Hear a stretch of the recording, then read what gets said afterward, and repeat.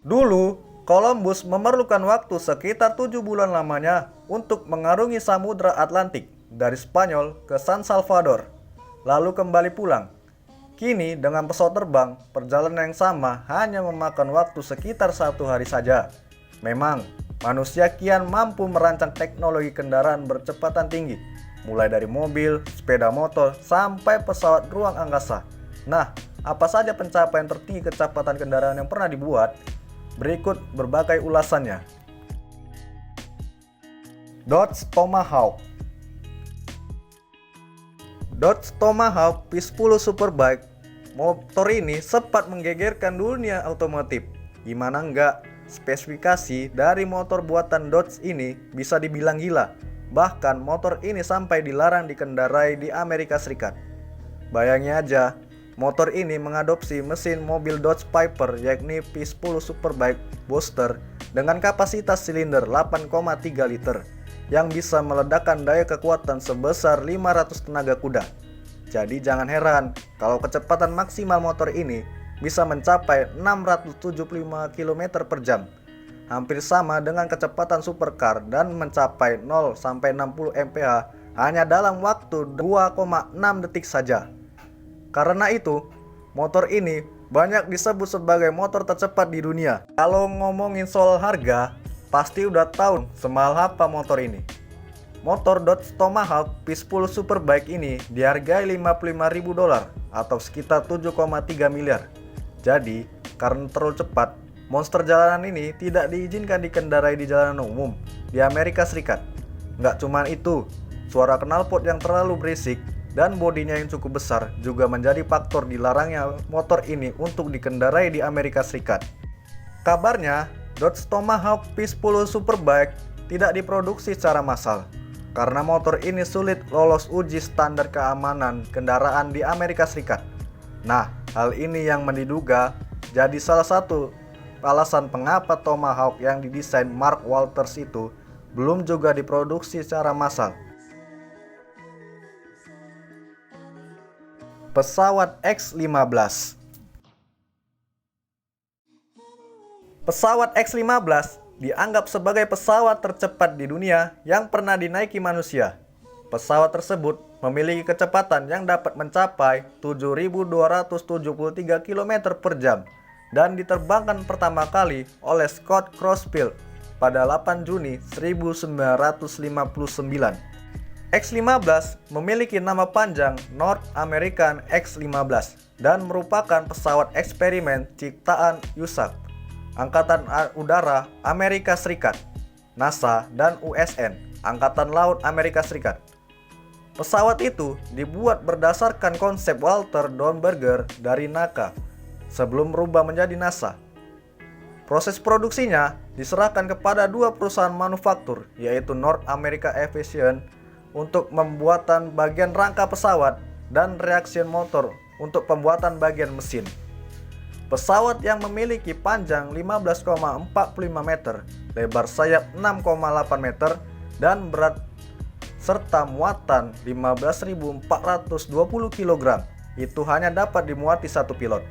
Faktor utama yang membuat X-15 bisa menjadi pesawat tercepat di dunia adalah karena sudah menggunakan pendorong roket. Selain sebagai pesawat terbang berawak tercepat di dunia, X-15 juga menjadi pesawat berawak yang terbang paling tinggi di dunia dengan rekor terbang 107,8 km yang dikendarai oleh seorang astronot bernama Joe Walker. Di masa sekarang, X-15 telah memasuki masa pensiunnya dan dipajang di beberapa museum pesawat di dunia.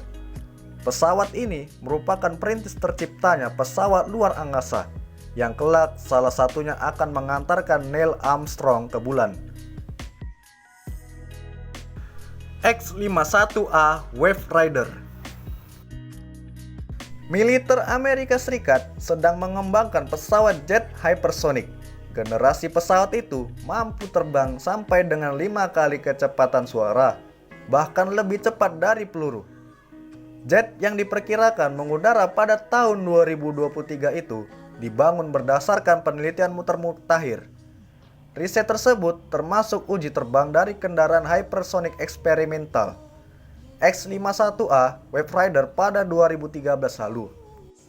Wave Rider yang tak berawak mencapai kecepatan tertinggi hingga Mach 5,1, lebih dari 5 kali kecepatan suara.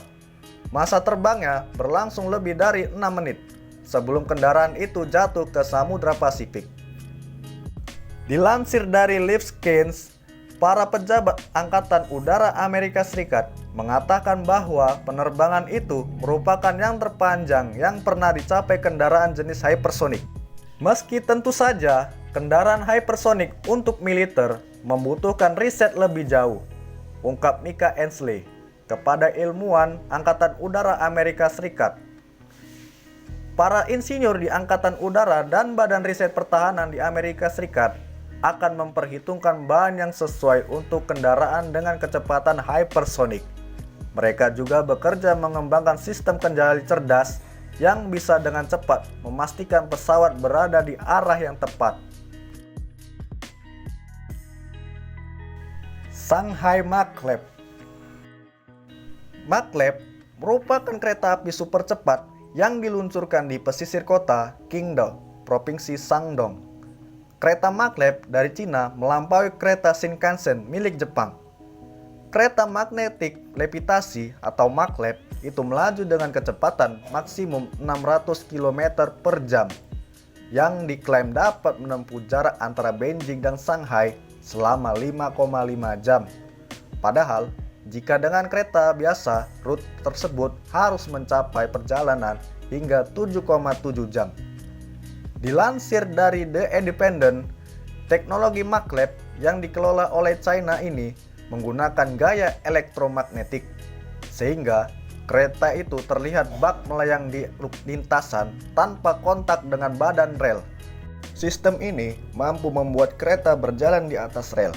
Artinya, kereta tidak akan ada kontak dengan rel saat meluncur, sehingga mengeluarkan suara yang sangat rendah. Saat ini, rata-rata kereta berkecepatan tinggi di China dapat melaju dengan kecepatan 350 km per jam, sedangkan pesawat terbang dengan kecepatan 800 hingga 900 km per jam. Bugatti Veyron. Dalam film Need for Speed, Bugatti Veyron Super Sport memang gagal menyentuh garis finish karena sempat menyenggol mobil polisi ketika adu kecepatan di ajang balap liar De Leon. Meski begitu, mobil seharga 35 miliar itu masih diakui Guinness World Record sebagai mobil tercepat di dunia.